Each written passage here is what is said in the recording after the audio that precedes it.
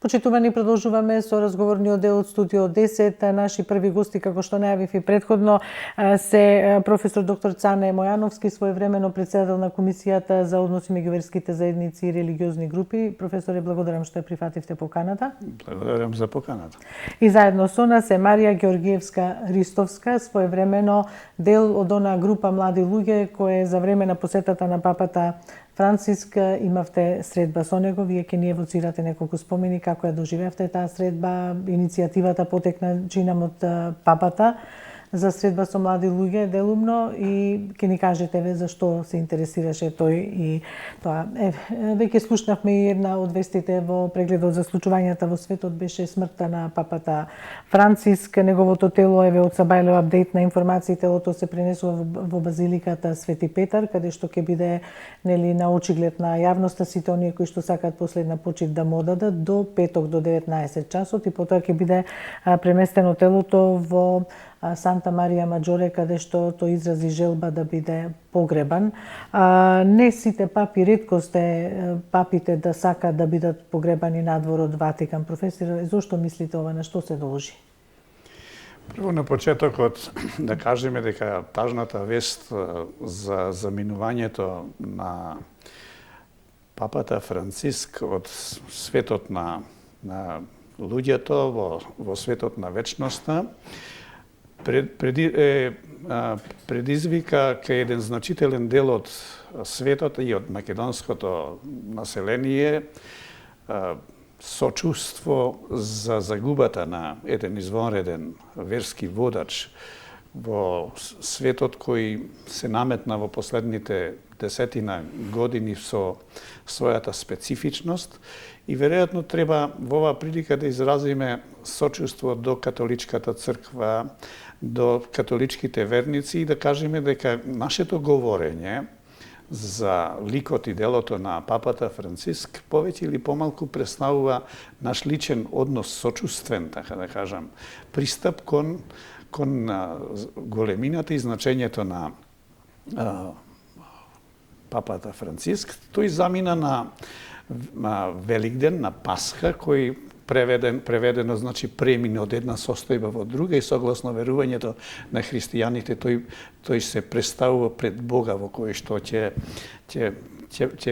продолжи според верувањето да се реализира како праведен христијанин кој во текот на битисувањето на земјата покажа или на светот им покажа дека скромноста и заветот за сиромаштво, бидејќи тој го презема името на Франциск Асишки, кој го формира редот на Фрањевците, таму некаде во 13 век, во кој постои една од тие дружби која го практикува особено заветот за сиромаштво, што е еден од клучните, да кажам, една од клучните обележја за свештеничкиот повик или позив, како ние го употребуваме како израз, кој особено за оној свештенички позив кој се наоѓа според начинот на уредувањето на црквата и учењето во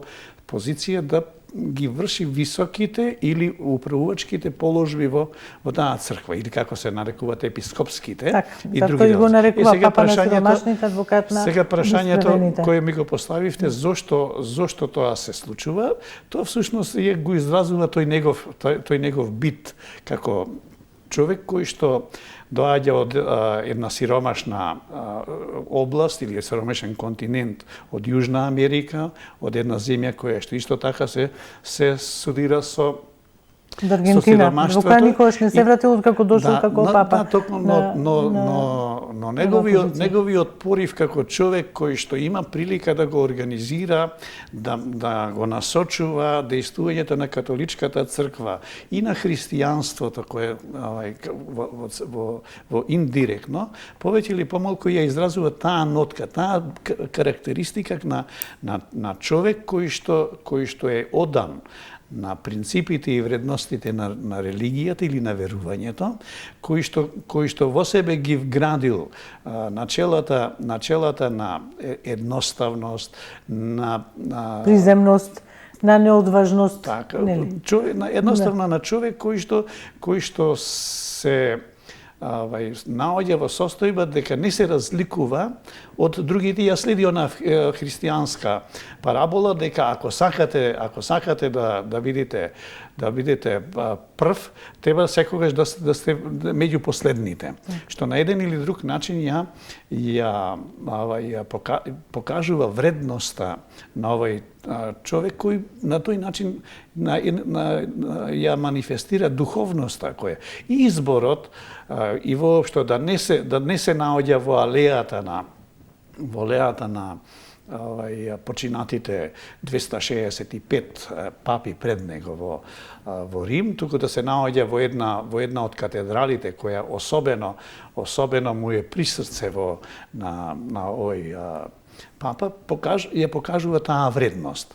И веројатно и католичката црква како организирана структура ја почитува волјата на до вчерашниот нивни водач кој што додека го држи паметот и додека носи рационални одлуки, изјавува таква волја. Така и волја. Ајде сега да ја дадеме можност на Марија Ѓорѓевска-Ристовска да ни евоцира спомени од таа средба при посетата на папата, историска посета би рекла во 2019 година. Како се случи, Марија, вие неколку млади луѓе од различна етничка припадност да се сретнете со папата и кој е вашиот впечаток? Христос воскресе. Вистина воскресе. Нека ни донесе мир на сите во срцата. Така. Ви благодарам за поканата, драго ми е што сум тука. Благодариме и ние што ја прифативте. Вака, заедно со сопругот веќе долги години сме активни во католичката црква. Сме дел од катедралниот хор по долги години, меѓу другото. И добивме покана од тогашниот одбор кој што беше одговорен за организацијата на пречекот на папата. Многу сме им благодарни за честа што ни ја укажаа и сакавме на најдостоен начин тоа да го искажеме. Значи, папата има желба да се сретне со младите и тоа е пракса, обично, кога оди посетува други земји, да се види со младите, затоа што младите се практично животот на таа земја. Иднината на било која држава, точно. Така е.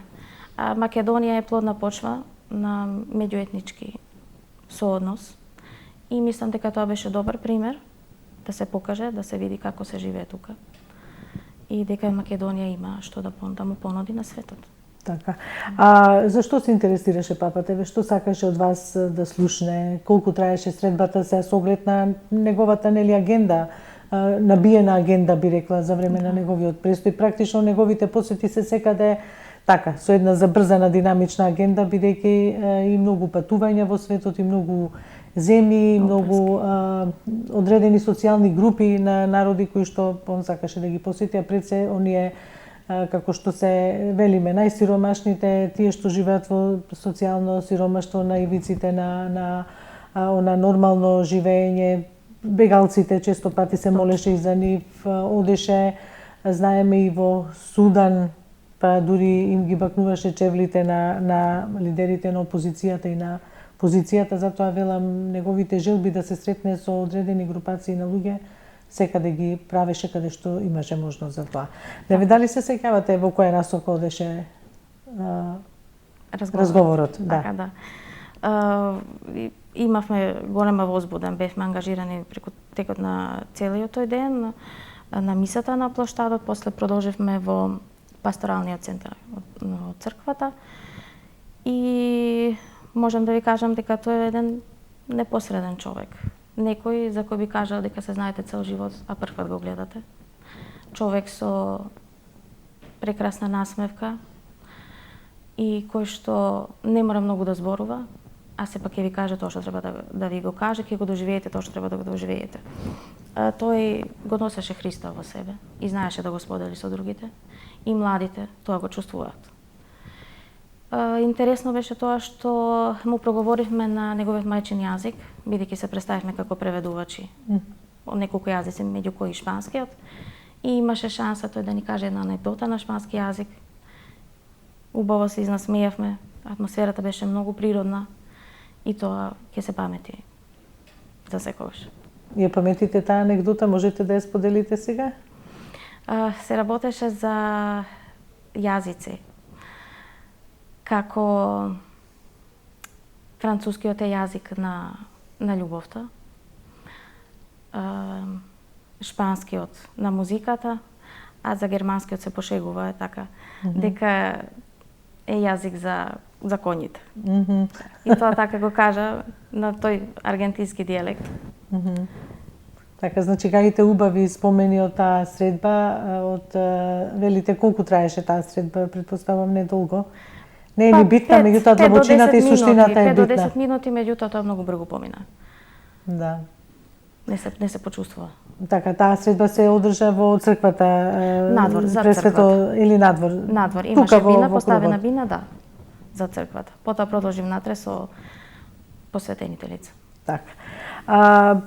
Професоре Мојановски, секако дека ние папата покрај низ призмата што го гледаме како што реков папа на сиромашните, адвокат на обесправените, она што за него денеска говорат голем број на представници од политичкиот и од оној естраден джет сет и светски, викаат дека било реткост да се сретне таков духовник, можеби во иднина каков што бил папата. Иако и за други папи оваа нитка ги следела и тоа, меѓутоа еве за него велат да споделам и неколку информации, сигурно и вие сте ги слушнале, што е одраз на неговата скромност, да речеме, он се откажал од тоа, од правото на 3 ковчези да биде неговото тело оставено во ковчег на храст, чемпрес и челик, туку побарал да биде во некој обичен нормален ковчег и да не биде издигнат ковчегот на пиедестал, туку да биде ниско поставен со останатите смртници. Еве и тука се гледа неговата едноставност, како да кажам, во животот и во едноставноста во пристапот кон вршењето на должноста на папа, на еден таков прв човек на римокатоличката црква, што знаеме Ватикан, каква улога игра и во световниот и во земскиот живот. Веројатно... Но ние ќе го гледаме, затоа викам, ние низ призмата на посетата на Скопје. Веројатно ние како генерација сме меѓу среќните што имавме прилика нашата држава да биде домаќин во 2019 година на посетата на папата Франциск, кој што, како што и колешката пред малку зборуваше, имаше една значајна посета.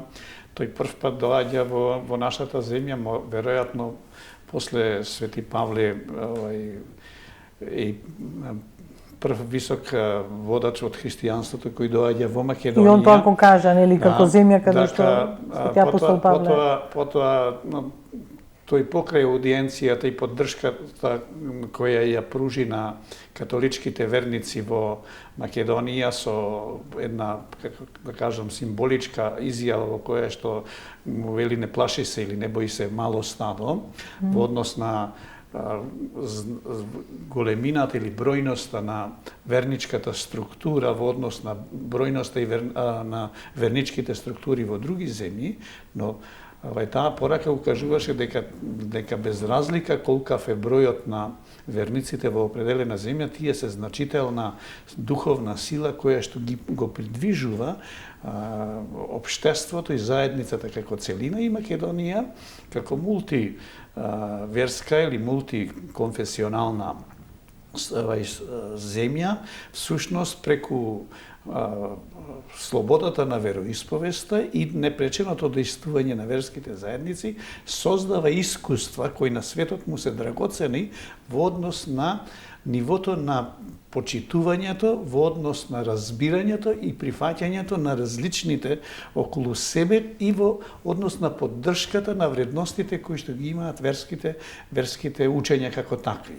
Доаѓањето на папата Франциск во земјата исто така значеше дека на еден или друг начин го храбри македонскиот етник, македонската популација, македонското граѓанство да издржи на патеките кон остварувањето на своите цели, кои често пати се проследени со еден значителен број на неправди, кои на еден или друг начин предизвикуваат отпор кон она што Малата значи концентрација поради телефонот, но добро, тоа е некој од продолжете. Значи, отпорот кој што се јавува кај нас за неправдите кои доаѓаат од различни страни, доби морална поддршка од страна на папата, укажувајќи дека македонците имаат своја посебност, укажувајќи на тоа дека без разлика посебно во контекст на бугарскиот народ, нели дека не посебно преку поддршката не бој се мало стадо и така натаму, на еден индиректен начин ја упатува пораката за борбата на малите народи за остварување на сопствените права. Значи во неговата порака и во неговото доаѓање може да препознаеме еден значителен број на вредности, на принципи кои што го моделираат современиот свет, за кои што за жал во последните години некои од нив се напуштаат и повторно на сцена се враќа силата и стравот како концепт на владење. Неговиот подход не само кај нас, туку и во современиот свет покажуваше дека тој е духовен лидер кој секогаш го дига гласот против неправдата. И го бираше диалогот, нели, за да се дојде до мирот, а не војната, бидејќи знаеше дека сето тоа ќе значи еден плюс повеќе спасен човечки живот. Само да укажам дека диалогот беше средство преку кое што на еден или друг начин се поттикнува, се утврдува дали одделни прашања на современото општество се зрели да постанат владеечки. Беше една од конференциите која организираше католичката црква за учеството на жените во структурата на католичката црква. Таа после неколку дневна дебата на структури од католичката црква, од лаичкото општество и така натаму, констатира дека се уште во дадениот историски контекст тие прашања не обезбедуваат доволно простор или нема доволно да кажем аргументи преку кои што ќе можат да се променат на состојбите. Тој концепт на да се слушни обесправениот, да се поддржи угнетениот, да се охрабри и нахрани сиромашниот. Повеќе или помалку зборува за една филозофија и за еден подход кој што го имаше папата Франциск, чии плодови или чии, така кажем, рефлексии и поддршки ние ги доживеавме непосредно на литургијата или мисата која се одржа на градскиот плоштад, на разните средби кои се одржаа во текот на неговата посета, во диалогот и комуникацијата со верските лидери во Македонија, во поддршката на младината со која разговараше и особено во поддршката на католичките верници, кои што има прилика како генерација да бидат домаќини на нивниот поглавар. Точно, што не е секој случај, дури во на Хрватска пример не ја посети папата за време на своите и многу други. Зборувам од регионов, нели, што популарно се нарекува Западен Балкан. Ако ја вреднуваме таа посета на папата Франциск во Македонија во 2019 година, можеме со право да кажеме тоа не само е значајно, туку веројатно времето ќе потврди дека и по многу нешто специфична и историска посета, затоа што таа повеќе или помалку ја легитимираше Македонија во светот и на светската мапа како земја во која што постои меѓурелигиски диалог и взаемно почитување, во кој што се почитуваат вредностите, дека ние сме еднакви, но нашите разлики најчесто се резултанта на историски, на психолошки или некои други карактеристики или случувања кои како такви се наметнале.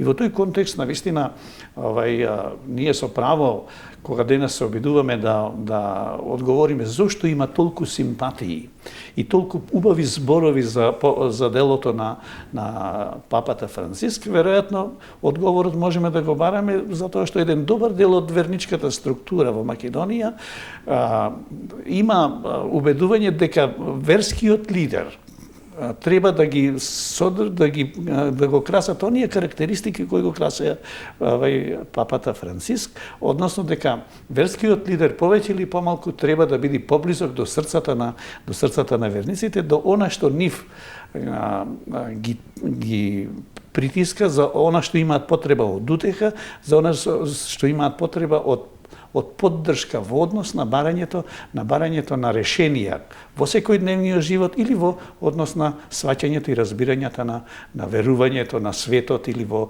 односите меѓу луѓето како такви. Така. А Марија, како се прими веста за смртта на папата во католичката заедница во Скопје, да не одиме подалеку во земјава, бидејќи вие рековте сте членови на хорот, па верувам и претпоставувам верни лица католици? Па секако веста ги погоди сите, не само верниците од католичката вероисповед. Закажана е миса за душница во петок во 6 часот во катедралата Пресвето срце Исусова. Така може да дојдат сите кои што би сакаа да му дадат последна почет на папата. Сега жалосно е навистина, меѓутоа папата живееше исполнет живот. Проживеа многу години и мисијата што му беше дадена од Бога ја исполни. Така што не треба за тоа да се жали, туку треба да се молиме за нови лидери, верски поглавари, да бидат барем како него, ако не и подобри, и да се трудиме и самите и ние да се подобриме и да го следиме нашиот пат, тоа што ни е дадено од Бога. Така. Професоре, Ватикан често пати знаел и го пратели неубави моменти, не успеа папата Франциск да се избори со тоа поврзано со Ватикан, меѓутоа мислам дека имаше прилики кога он се извинуваше и за педофилијата што е појавен случај, мислам дека и судски беа докажани, меѓутоа Ватиканската банка беше спомнувана, имаше случаи на одредени малверзации, тоа судски се уште не е докажано, не успеа за истополовите бракови не ги благослови истополовите бракови. Сакам да кажам дека некако пак се држеше кон она конзервативно крило кое е подоминантно, или барем тој беше представник еден од таквото поимање на нештата. Скоро 2000 години црквата, христијанската црква, католичката црква ја споделува таа историја, во неја имало толку случаеви, расколи, случувања и така натаму, што покажува дека тоа е организација која ја раководат луѓе и дека сите слабости на луѓето можат да се сретнат и таму. Прашањето е колку таа организација наоѓа механизми да се спротистави на одделни појави, како што е педофилијата, и колку е подготвена да се извини и да ја промени таа практика. И се надевам дека не само извинувањето, дека и политиките кои што ги води Ватикан ќе создадат услови или ќе го стесни просторот од такви злоупотреби. Не сум убеден дека во човековото поведение не се можни такви. Второ, црквата од секогаш имала позитивен однос кон луѓето на кои има потребна помош. Без разлика дали таа помош е резултанта на одделни здравствени, природни или некои други слабости или резултанта на општествените односи, како сиромаштијата. И дека ние можеме да видиме дека во црковниот таор често пати наоѓаат заштита такви луѓе од типот на разни социјални и други услуги и така натаму кои што ги пружа. Но исто така треба да кажеме дека диалогот како метод се практикува и кога беше отворен прашањето од структурите кои поттикнуваат и водат дебатата во современото општество за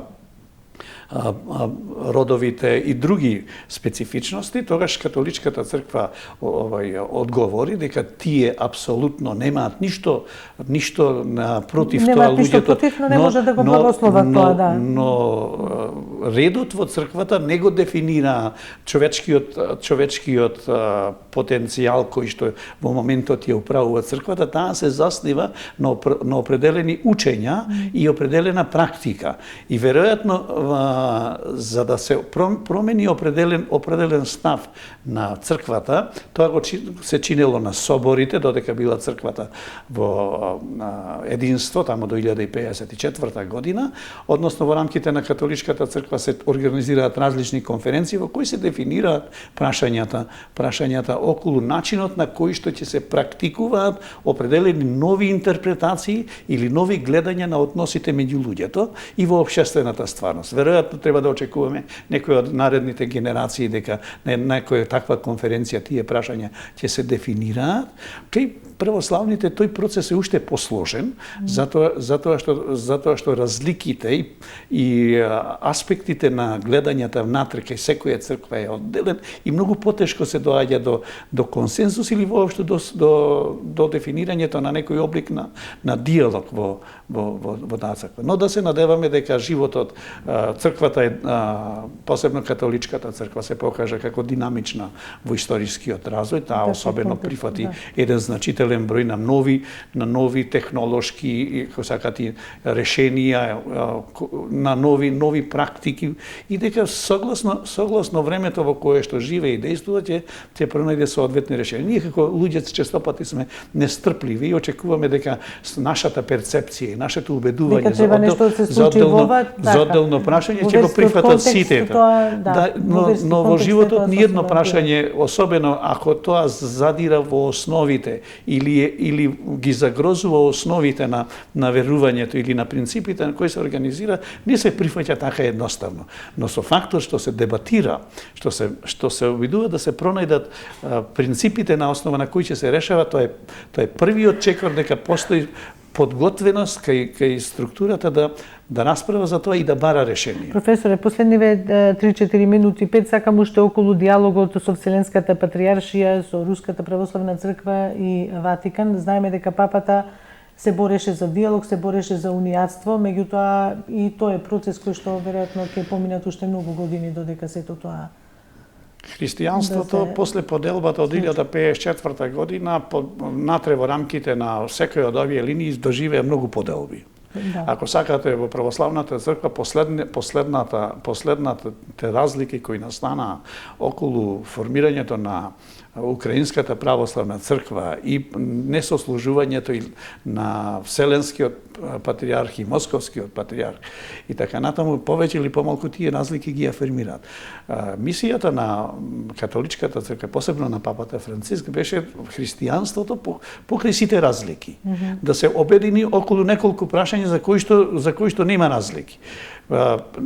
Факт е дека Божик се слави на 25 декември. Разликата е во начинот на кој што се применува календарот. Кај православните, не кај сите православни, кај еден дел од православните постојат 2 недели разлика. Второто прашање на кое што тој инсистираше беше прашањето Велик ден или Пасха или преминот од една состојба од друга како верување кај христијаните да се слави заедно. Таму принципите се задржани во начинот на определувањето во која седмица во пролетниот месец ќе се слави Велик ден. Меѓутоа разликите настануваат во деновите затоа што имат различни поидовни позиции во календарот. И тие прашања не се догматски, не се теолошки, но очигледно дека се премногу испретплетени со интересите, со представите за сопствената положба, за сопствената големина, за сопствениот придонес во историјата на христијанството и дека веројатно што многу вода ќе протече и многу генерации ќе се променат додека дојдат луѓе кои што ќе можат да воочат дека не се секогаш централни прашањата да инсистирате на нешто за што нема разлика и да создавате разлика, односно да прифатите дека разликите ќе ги преместите како резултанта на тоа да ги афирмирате вредностите во што верувате.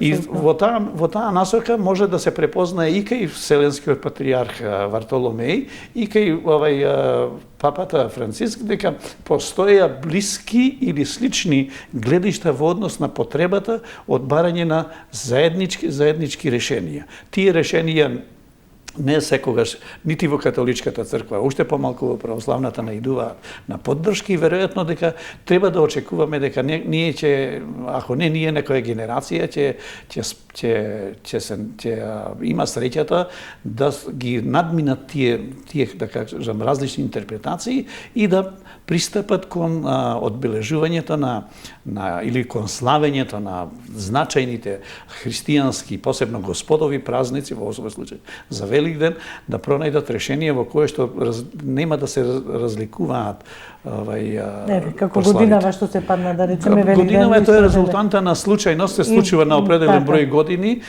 Великден да се случува. Меѓутоа Божик секогаш се случува со две неделна разлика, тоа е резултанта на календарот, на начинот на кој што ние го стартуваме броењето на деновите. Католичката црква го почнува од 1 септември броењето, ние не само католичката и дел од православните цркви од 1 септември, а ние го почнуваме од 14 септември во црквата броењето на деновите, затоа што тоа е врзано. Веројатно многу уште вода ќе протече, дали тоа некош ќе биде. Марија, некоја порака за крај на разговорот? Имате ли нешто да порачате?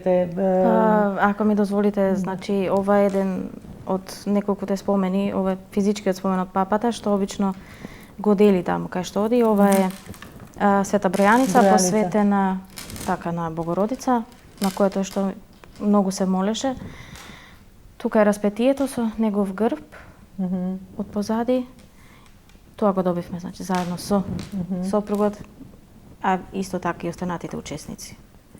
И тоа си го чувате вака како... Тоа треба да се моли. Да. Убаво вака изгледа, меѓутоа ако не земете да молите, ќе биде само еден обичен украс. Така една убава реликвија од папата. Благодарам, Марија, што вака ни споделивте дел од вашите, како да кажам, спомени на таа средба со папата. Велите беше кратка, но краткоста кога имате средба со таков човек не се мери со време траењето, туку со суштината, длабочината на пораките што ќе бидат таму пренесени. Благодарам уште еднаш и благодарност и вам, професоре. Благодарам за поканата. Што бевте дел од ова издание на Студио 10. Почитувани, одиме со кратка пауза, па продолжуваме со нов гостин.